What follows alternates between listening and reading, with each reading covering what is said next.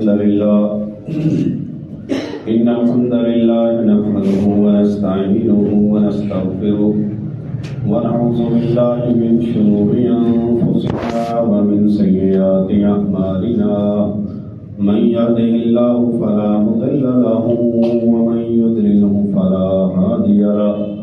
أشهد أن لا إله إلا الله وحده لا شريك له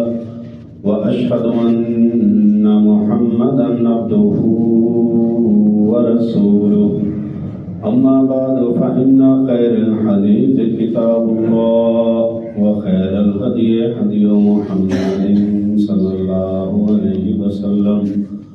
وشر الأمور محدثاتها وكل محدثة بدعة وكل بدعة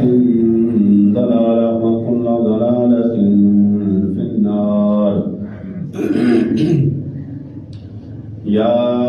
أيها الذين آمنوا اتقوا الله حق تقاته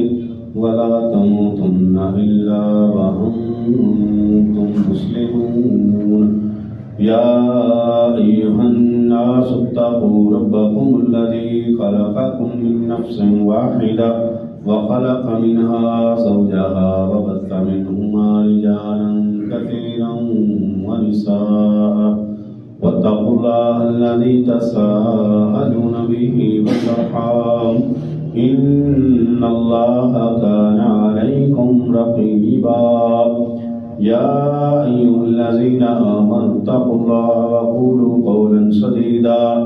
يصلح لكم أعمالكم ويغفر لكم ذنوبكم ومن يطع الله ورسوله فقد فاز فوزا عظيما اللهم صل على محمد وعلى آل محمد كما صليت على إبراهيم وعلى آل إبراهيم إنك حميد مجيد اللهم بارك على محمد وعلى آل محمد كما باركت على إبراهيم وعلى آل إبراهيم إنك حميد مجيد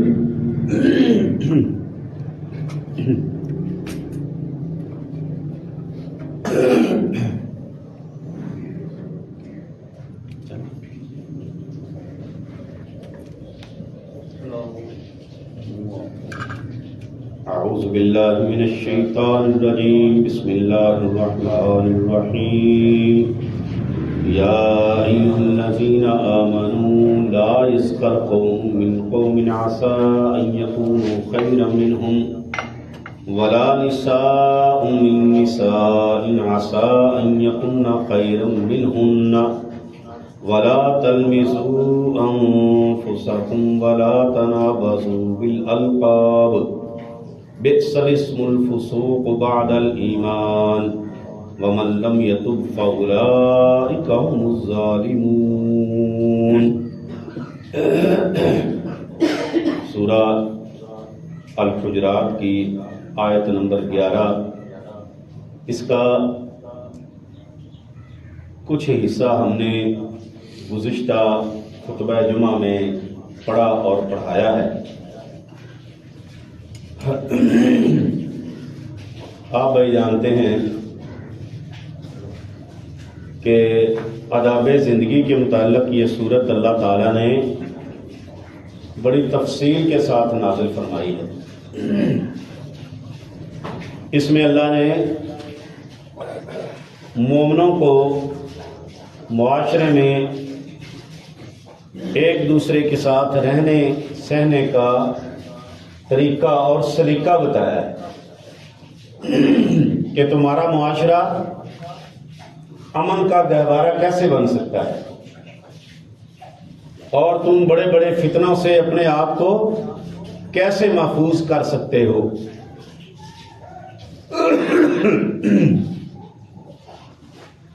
ایمان والوں کو اس آیت کے اندر اللہ نے 3 بڑے گناہوں سے منع فرمایا ہے اور ان 3 بڑے گناہوں کا تعلق کسی بندے کے سامنے اس کے منہ پر اس کی تذلیل کرنا ہے تینوں کا تعلق ہی کسی مومن مسلمان کے سامنے اس کو نیچا دکھانا ہے۔ پہلا گناہ ہے جس سے اللہ نے منع فرمایا کہ ایک دوسرے کے ساتھ مذاق اور ٹھٹھا نہیں کرنا، استہزاء نہیں کرنا، اور عورتوں نے عورتوں سے مذاق، استہزاء اور ٹھٹھا نہیں کرنا۔ یاد رکھیں کہ مذاق بندہ کسی دوسرے کو تذلیل کرنے کے لیے جب کرتا ہے نا، سب سے پہلی اس کے ذہن میں جو وجہ ہوتی ہے وہ تکبر ہوتا ہے، وہ اس کو نیچا دکھانا چاہ رہا ہوتا ہے، وہ اپنے آپ کو بڑی چیز سمجھ رہا ہوتا ہے اور اگلے بندے کو نیچا سمجھ رہا ہوتا ہے، اپنے آپ کو بڑا اعلیٰ اور برتر سمجھ رہا ہے اور اپنے سامنے والے بندے کو وہ حقیر سمجھ رہا ہے۔ اس وجہ سے وہ اس کے ساتھ استہزاء کرتا ہے، لوگوں کے سامنے اس کو ذلیل کرتا ہے۔ اور تکبر کے بارے میں بے شمار آیات اور احادیث نبی پاک صلی اللہ علیہ وسلم نے فرمایا۔ اللہ رب العالمین فرماتے ہیں، یہ حدیث قدسی ہے، نبی پاک صلی اللہ علیہ وسلم فرماتے ہیں، اللہ نے فرمایا الکبر ردائی، یہ جو تکبر ہے، یہ جو بڑائی ہے، یہ جو اپنے آپ کو لوگوں کے اوپر برتر کرنا ہے، اپنے آپ کو بڑی چیز سمجھنا ہے نا، نبی پاک صلی اللہ علیہ وسلم فرماتے ہیں، اللہ کہتے ہیں یہ میری چادر ہے، الکبر ردائی، یہ میری چادر ہے۔ گویا کہ جو بندہ تکبر کر رہا ہے، جو اپنے آپ کو لوگوں سے بڑا سمجھ رہا ہے، نبی پاک صلی اللہ علیہ وسلم فرماتے ہیں، اللہ کہتے ہیں کہ گویا نے گویا کہ میری چادر کو ہاتھ ڈال لیا، اللہ کہتے ہیں میری عزت کو اس نے ہاتھ ڈال لیا ہے۔ اتنا بڑا یہ شدید قسم کا گناہ ہے۔ اس لیے اللہ نے فرمایا لا یسخر قوم من قوم، نہ کوئی قوم کسی قوم سے مذاق کرے، ٹھٹھا کرے، استہزاء کرے، اور نہ عورتیں عورتوں سے استہزاء کرے۔ اور اس کے اندر دوسرا جو بڑا گناہ ہے اس آیت کے اندر، جس سے اللہ تعالیٰ نے منع فرمایا ہے، وہ اللہ فرماتے ہیں وَلَا تَلْمِزُوا أَنفُسَكُمْ، اور نہ تم آپس میں ایک دوسرے پر عیب لگاؤ۔ اچھا، اللہ نے یہاں پر لفظ میں کیا بولا ہے؟ وَلَا تَلْمِزُوا أَنفُسَكُمْ، اپنے آپ پر عیب نہ لگاؤ۔ مطلب اس کا کیا ہے کہ آپ اگر کسی کی عیب جوئی کریں گے، آپ کسی کی طرف اشارہ کریں گے، آپ کسی کے عیب ڈھونڈیں گے، آپ کسی کو عیب والا لوگوں کے سامنے ظاہر کریں گے، پھر وہ آپ کو عیب والا کرے گا۔ جب آپ کسی کو کہیں گے کہ فلاں کے اندر یہ عیب ہے، فلاں کے اندر یہ غلطی ہے، تو پھر وہ آپ کو، اس کی زبان آپ کے خلاف چلے گی۔ اس لیے اللہ تبارک و تعالیٰ نے یہ نہیں فرمایا وَلَا تَلْمِزُوهُمْ، ان پر عیب نہ لگاؤ، فرمایا وَلَا تَلْمِزُوا أَنفُسَكُمْ، تم اپنے آپ پر عیب جوئی نہ کرو۔ اور مسلمان اپنے مسلمان بھائی کا کیا کرنے والا؟ نبی پاک صلی اللہ علیہ وسلم کی حدیث ہے صحیح بخاری کے اندر، المسلم اخو المسلم لا یظلمہ ولا یخذلہ، مسلمان مسلمان کا بھائی ہے، وہ اس پر ظلم نہیں کرتا، وہ اس کو ذلیل نہیں کرتا، اس کو خوار نہیں کرتا، اور اس کو عیب جوئی اس کی نہیں کرتا۔ اور نبی پاک صلی اللہ علیہ وسلم نے فرمایا کہ یاد رکھو کہ جب تم اپنے کسی مسلمان بھائی کی پریشانی دیکھ کے اس کی پریشانی کو دور کرو گے، اللہ رب العالمین قیامت والے دن اللہ تمہاری پریشانیوں میں سے اتنی پریشانیاں دور کر دے گا جتنی تم نے اپنے بھائی کی پریشانیوں کو دور کیا۔ عیب نکالنے کا معنی کیا ہے؟ کسی کے اندر جسمانی عیب ہے، کوئی بیچارہ لنگڑا ہے، کوئی بیچارہ آنکھ سے تھوڑا بہنگا اور کانا ہے، یا کسی کی زبان کے اندر لکنت ہے، کسی کو بولنے کا پتہ نہیں ہے، کسی کو چلنے کا ڈھنگ نہیں ہے، کسی کو بات کرنے کا سلیقہ نہیں ہے، اس کی عیب جوئی کرنا، اس کے عیب نکالنا۔ وہ لنگڑا جا رہا ہے، وہ دیکھو لولا جا رہا ہے، وہ دیکھو بولا جا رہا ہے، وہ گونگا جا رہا ہے، وہ فلاں کر رہا ہے، وہ فلاں کر رہا ہے، اس کی عیب جو ہی کر رہا ہے۔ اللہ نے فرمایا لا تلمزوا انفسکم، تم اپنے آپ کو عیب نہ نکالو ایک دوسرے کے عیب۔ یہ معاشرہ اللہ تبارک و تعالیٰ نے بنایا ہے، اور اس معاشرے کے لیے اللہ نے یہ سبق سارے دیے ہیں، اس میں امن اور سکون پیدا کرنے کے لیے۔ ولا تلمزوا انفسکم، اور تیسرا بڑا گناہ جو اللہ تعالیٰ نے اس آیت کے اندر بیان کیا ہے نا، جو ظاہری طور پر بندہ لوگوں کے سامنے کرتا ہے، وہ ہے ولا تنابزوا بالالقاب، اور نہ تم آپس میں ایک دوسرے کو برے القابات سے پکارو۔ برے القابات کیا ہے؟ نام رکھ دینا۔ نبی پاک صلی اللہ علیہ وسلم مدینہ المنورہ میں گئے تو وہاں پر ایک قبیلہ تھا بنو سلمہ، تو انہوں نے آپس میں لوگوں نے ایک دوسرے کے اصل نام سے ہٹ کے عجیب و غریب ہی دو تین نام رکھے ہوئے۔ نبی پاک صلی اللہ علیہ وسلم گئے تو وہ کسی نے کسی کو الٹے نام سے پکارا، تو آپ صلی اللہ علیہ وسلم نے سمجھا شاید اس کا نام یہ ہے۔ ہاں جی، جس طرح آج ہمارے معاشرے کے اندر او گڑمو، او فلانیا، او کبیا، او ڈنگیا، ہاں جی، او فلانیا، او ٹیریا، ہاں جی، او کانیا، او لنگڑیا، او للیا، اس طرح کے نام۔ القاب یاد رکھیں، القاب دو طرح کے ہوتے ہیں، ایک لقب ہوتا ہے اچھا اور ایک لقب ہوتا ہے برا۔ اچھا لقب ہے صدیق ہے، فاروق ہے، ہاں جی، مرتضیٰ ہے۔ اس طرح نبی پاک صلی اللہ علیہ وسلم نے اپنے صحابہ کے القابات لگائے تھے، اچھے القاب تھے، جس طرح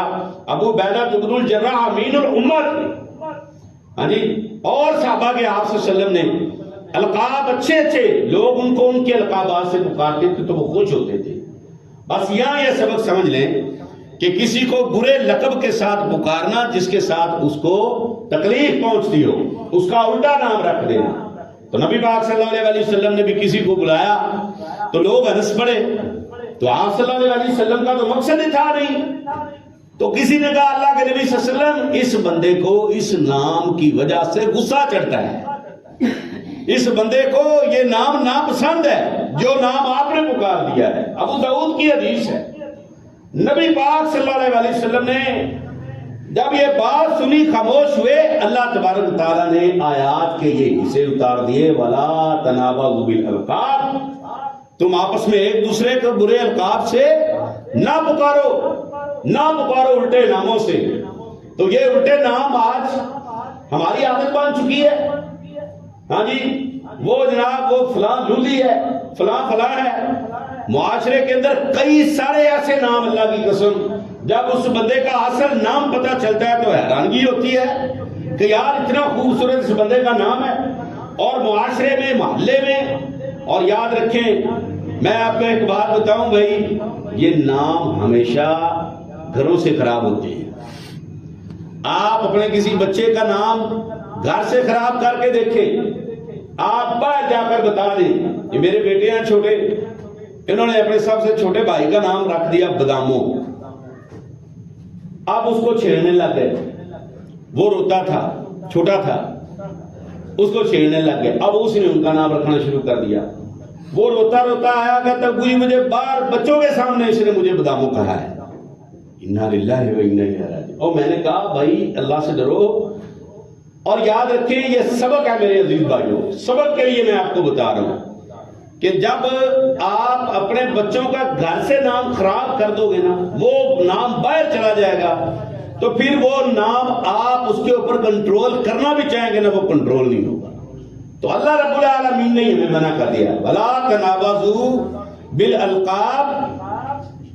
برے ناموں سے ایک دوسرے کو مت پکارو، برے ناموں سے نہ بلاؤ، اچھے نام آپ رکھو، اچھے نام، برے اچھے القابات آپ دے سکتے ہو دو۔ اچھا، اس میں اللہ تبارک تعالیٰ نے اور مزید وضاحت جو فرمائی ہے، فرمایا بئس الاسم الفسوق بعد الایمان، ایمان لانے کے بعد جو برا ترین گناہ ہے نا، جو گندا ترین گناہ ہے نا، وہ بئس الاسم الفسوق، اللہ کہتے ہیں بعد الایمان، ایمان کے بعد، ایمان لانے کے بعد فاسق والا کام، فجور والا کام، فسق والا کام، کبیرہ گناہ والا کام، کسی کو الٹے نام سے پکارنا ہے۔ اللہ نے یہاں پر یہ اشارہ کیا فرمایا ہے؟ ایمان لانے سے پہلے تم نے جو بونگیاں شونگیاں مارنی تھی نا وہ مار لی، لیکن اب ایمان لانے کے بعد اللہ نے تجھے عزت سے نوازا،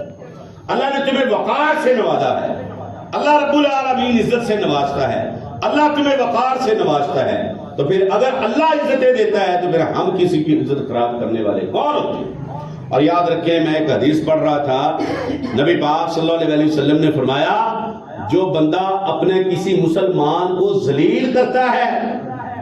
جو اپنے کسی مسلمان کو لوگوں کے سامنے خوار کرتا ہے، اس کی بے عزتی کرتا ہے، نبی پاک صلی اللہ علیہ وسلم نے فرمایا اللہ تبارک و تعالیٰ پھر اس کے پیچھے لگ جاتا ہے۔ جب بندہ کسی مسلمان کے پیچھے لگ جاتا ہے نا اس کے عیب ڈھونڈنے کے لیے، اللہ اکبر، ویسے عیب ڈھونڈنے والی بات آگے آ رہی ہے، اللہ رب العالمین اب اس کا عیب ڈھونڈے گا، یہ بندہ اس کو ذلیل کرنے کے لیے اس کا نام الٹا رکھے گا کہ فلاں بندہ چور ہے، چور، اس کو میں نے چوری کرتے ہوئے دیکھ لیا ہے، یہ چور ہے، اس نے بھلے توبہ بھی کر لی ہے لیکن اس کے پیچھے اس کی ذات کے ساتھ یہ نام پکا لگا دیا ہے۔ نبی پاک صلی اللہ علیہ وسلم فرماتے ہیں یاد رکھو کہ اپنے بھائیوں کی پردہ پوشیاں کرو، جب تم پردہ پوشیاں نہیں کرو گے اللہ تبارک و تعالیٰ تمہارے پردوں کو چاک کر دے گا، اور نبی پاک صلی اللہ علیہ وسلم نے فرمایا پھر اللہ رب العالمین اس کو اس کے گھر کے اندر ذلیل کرے گا، جو لوگوں کو معاشرے کے اندر ذلیل کرتا ہے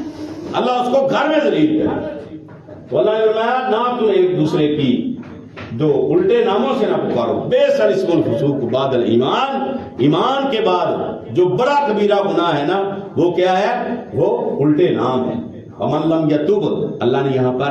ساتھ ہی فرما دیا ومن لم یتوب، جو توبہ نہیں کرے گا فاولئک هم الظالمون۔ تو یہاں سے بات کیا سمجھ آئی ہے کہ اگر کر لیا ہے گناہ، یہ گناہ اگر ہو گیا ہے تو جب سن لیا ہے کہ بڑا خطرناک گناہ ہے تو اب اس پر اللہ نے تمہیں توبہ کے لیے دروازے کھول دیے، توبہ کر لو گے تو اللہ تبارک و تعالیٰ گناہوں کو معاف کر دے گا، اگر توبہ نہیں کی اللہ کہتا ہے ومن لم یتوب فاولئک هم الظالمون۔ اصل ظالم تو یہ ظالم ہے۔ یہاں پر یہ تین گناہوں کا تذکرہ اللہ نے کیا، جو بندہ کسی کے سامنے منہ پر یہ گناہ کرتا ہے، تین حرام کام ہے۔ کون کون سے جی؟ ایک تو استہزاء کرنا، مذاق کرنا۔ بھائی یہ ہم جو قرآن سنتے ہیں رسول اللہ صلی اللہ علیہ وسلم کے فرامین سنتے ہیں نا، خدا کے لیے ان کو صرف کانوں کا چسکا نہ بنائیں، ان کے اوپر عمل پیرا ہو جائیں۔ بڑی سادہ ترین میں آپ کے سامنے گفتگو رکھ رہا ہوں، یہ تین بڑے گناہ جو انسان کے سامنے کرتا ہے وہ کون سے ہیں؟ ایک تو کسی کا مذاق اڑانا، استہزاء کرنا اس کو ذلیل کرنے کے لیے، اور دوسرا لا تلمزوا انفسکم، عیب جوئی کرنا، کسی کے اوپر عیب لگانا یا کسی کا عیب ظاہر کرنا، اور تیسرے نمبر پہ الٹے نام رکھنا، الٹے نام۔ یہ تین بڑے گناہ ہیں۔ اگلی آیت کے اندر اللہ تبارک و تعالیٰ نے تین اور بڑے گناہوں کا تذکرہ فرمایا ہے، اور ان تین گناہوں کا جو تعلق ہے وہ بندے کے سامنے منہ پر نہیں ہے بلکہ اس کی کمر کے پیچھے ہے، اس سے چھپ کے ہے۔ اللہ نے فرمایا یا ایھا الذین آمنوا، اے ایمان والو، اجتنبوا کثیرا من الظن، ان میں پہلا گناہ کیا ہے کہ اے ایمان والو برے گمانوں سے بچ جاؤ، بدگمانیوں سے بچ جاؤ۔ بدگمانی کیا ہے؟ کسی کے بارے میں بدگمانی کر لینا۔ دو بھائی آپس میں کھڑے باتیں کر رہے ہیں، وہ اپنی کوئی باتیں کر رہے ہیں، بندہ کہے ہاں یہ کوئی نہ کوئی خطرناک پلان کر رہے ہیں، ان کو تو میرے خلاف باتیں کرنے کے علاوہ اور کوئی کام ہی نہیں ہے، دل کے اندر یہ خیال پیدا کرنا، دل کے اندر یہ خیال پیدا کرنا شروع کر دیتا ہے۔ یا ایھا الذین آمنوا اجتنبوا کثیرا من الظن، اللہ کہتا ہے بہت سارے گمانوں سے بچو، بہت سارے گمانوں سے اپنے آپ کو بچا لو۔ اللہ کہتے ہیں ان کثیرا من الظن، بہت سارے گمان کیا ہوتے ہیں؟ گناہ ہوتے ہیں، کبیرہ گناہ ہوتے ہیں۔ اور رسول اللہ صلی اللہ علیہ وسلم نے فرمایا ایاکم الظن، میں تمہیں حکم دیتا ہوں، نبی پاک صلی اللہ علیہ وسلم نے فرمایا کہ اپنے آپ کو گمان سے بچا لو، کہ سب سے بڑا جھوٹ برا گمان ہے، سب سے بڑا جھوٹ ہے۔ کسی بندے کے بارے میں آپ گمان کریں ہاں یہ تو ہے ہی ایسا، بندہ جا رہا ہے اپنا کام، او بھائی نبی پاک صلی اللہ علیہ وسلم نے گمانوں سے بچنے کا بھی حکم دیا ہے، اور ایسے کام کرنے سے بھی اللہ رب العالمین نے اور اللہ کے رسول نے منع کیا ہے کہ جس کی وجہ سے لوگ آپ پر گمان کریں، آپ پر گمان کریں۔ ہاں جی، آپ رات کے 2 بجے کسی چوک چراہے میں کھڑے ہو جائیں، آپ اپنی عادت بنا رہے تو گزرنے والے نے تو کہنا ہے کہ کچھ چکر لگتا ہے، کوئی نہ کوئی چکر ضرور ہے، تو ایسے کاموں سے بھی بچیں۔ اب اللہ کے نبی پاک صلی اللہ علیہ وسلم سے، اللہ اکبر، نفیس ترین ذات اور پاکیزہ ذات اور اللہ کے بعد کوئی اور ہو سکتی ہے؟ نبی پاک صلی اللہ علیہ وسلم مسجد کے اندر موجود ہے، نبی علیہ السلام کی بیوی صفیہ رضی اللہ تعالیٰ عنہ یہ آئی ہیں، نبی پاک صلی اللہ علیہ وسلم نے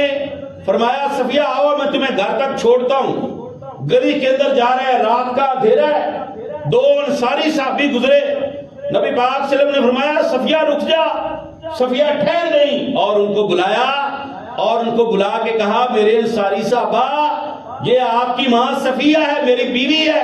انہوں نے کہا اللہ کے نبی صلی اللہ علیہ وسلم سبحان اللہ والعیاذ باللہ، اللہ رب العالمین ہمیں معاف کرے، بھلا آپ کے بارے میں بھی ہم گمان کر سکتے ہیں۔ نبی پاک صلی اللہ علیہ وسلم نے فرمایا میرے صحابہ یہ جو شیطان ہے یہ شیطان انسان کے جسم میں خون کی طرح گردش کر رہا ہے، یہ آپ کے ذہن میں گمان ڈال سکتا ہے، بے شک میں اللہ کا رسول اللہ کا نبی ہوں لیکن میں انسان اور بشر بھی، یاد رکھو جب اللہ کے نبی صلی اللہ علیہ وسلم لوگوں کو گمانوں سے بچانے کے لیے اس حد تک جاتے ہیں، ہمیں لوگوں کو گمان سے بچانا بھی چاہیے۔ یاد رکھیں ہم جان بوجھ کے کبھی کبھی اگلے بندے کو رولے میں ڈال دیتے ہیں،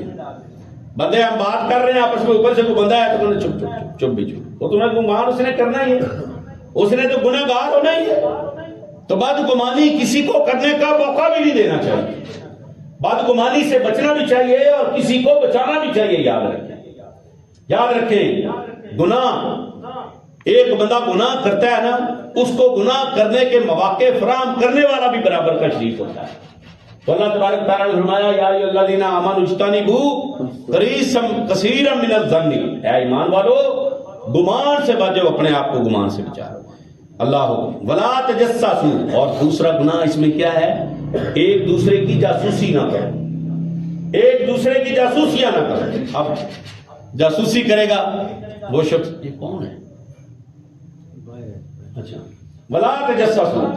اور نہ تم ایک دوسرے کی جاسوسی کرو۔ اچھا بندہ گمان کرے گا نا، گمان کرے گا، یا پر پوائنٹ کی بات ہے، اب قرآن تو پڑھے اللہ کی قسم، اللہ کے قرآن کی ترتیب تو پڑھے یار، کتنی خوبصورت ہے۔ پہلے اللہ نے کس چیز سے منع کیا؟ 3 بڑے ظاہری گناہوں سے منع کیا جو بندہ سامنے کرتا ہے۔ اس کے بعد اللہ رب العالمین نے 3 گناہوں سے منع کیا جو پیٹھ پیچھے کیے جاتے ہیں، ان میں گمان ہے، بدگمانی۔ بدگمانی جب بندہ کرے گا اس کے بارے میں اس کا مائنڈ بن جائے گا کہ بندہ دھوکے باز ہے، فراڈیا ہے، بے ایمان ہے، ہاں جی چست چلاک ہے، حرام زدگی کرنے والا ہے۔ اگلا گناہ کرے گا تجسسو، اس کی جاسوسی کرے گا، اس کے پیچھے جانا شروع ہو جائے گا، پتہ کرو یہ کہاں بیٹھتا ہے، یہ کیا کرتا ہے، وہ جاسوسی، اللہ نے جاسوسی سے منع کر دیا ہے۔ ولا تجسسو، اور حدیث کے الفاظ ہے، نبی پاک صلی اللہ علیہ وسلم نے فرمایا اور اللہ کے بندو برے گمانوں سے بچو اور جاسوسی سے بچو۔ ولا تحسسو ولا تجسسو، ہاں تحسسو کا معنی ہوتا ہے ٹو نہ لگاؤ، ٹو لگا لینا، اچھا اے ادھر گیا ہوئی او گئے، جامی جامی جامی مگر جامی جامی جامی، لوگوں نے شیطان چھوڑے ہوتے، او یہ شیطان کے چیلے ہیں، ہاں شیطان چیلے رکھتا ہے اپنے چیلے، یہ شیطان کے چیلے ہیں۔ ہاں لا تحسسو، نبی پاک صلی اللہ علیہ وسلم نے نہ تم ایک دوسرے کی ٹو لگاؤ، ولا تجسسو، اور نہ تم جاسوسیاں کرو، آپس میں جاسوسیاں نہ کرو، ہاں جی۔ اور جاسوسی کرے گا بندہ، جاسوسی کرتا پکڑا گیا تو پھر چتر ہی پڑنے ہیں، ہاں جاسوسی ایک شکل میں جائے، کب؟ جب آپ نے کافر کی جاسوسی کرنی ہے، اگر وہ مسلمانوں کو نقصان پہنچا رہا ہے تو اس کی جاسوسی نبی پاک صلی اللہ علیہ وسلم نے بھی کی ہے، اللہ رب العالمین نے بھی کرنے کا حکم دیا، یہ نقصان پہنچا رہا ہے مسلمانوں کو۔ اور تیسرا بڑا گناہ جو ہے نا، جو بڑا ہی عام ہے، ولا یغتب بعضکم بعضا، اور آپس میں ایک دوسرے کی غیبت نہ کرو، یہ تیسرا بڑا گناہ ہے۔ اللہ اکبر، اللہ تبارک و تعالیٰ نے ان 2 بڑی آیات کے اندر کتنے گناہوں سے منع کیا ہے بھائی؟ ہاں جی، اور سونے والوں، ہاں جی حارث صاحب، 3 3 پہلے آیت میں اور 3 دوسری آیت میں. یہ یاد رکھنے انشاءاللہ، اور ہم نے ان سے بچنا ہے. غیبت چند ایک ایسی چیزیں ہیں کہ جن میں غیبت جائز ہے. کون کون سے امور ہیں کہ جن میں غیبت کرنا جائز ہے، انشاءاللہ اگلے جمعہ میں بیان کریں گے. اللہ تعالی ہم سب سے راضی ہو جائے. اللہ ہم سب کو عمل کی توفیق عطا فرمائے. آخر دعوانا الحمدللہ رب العالمین.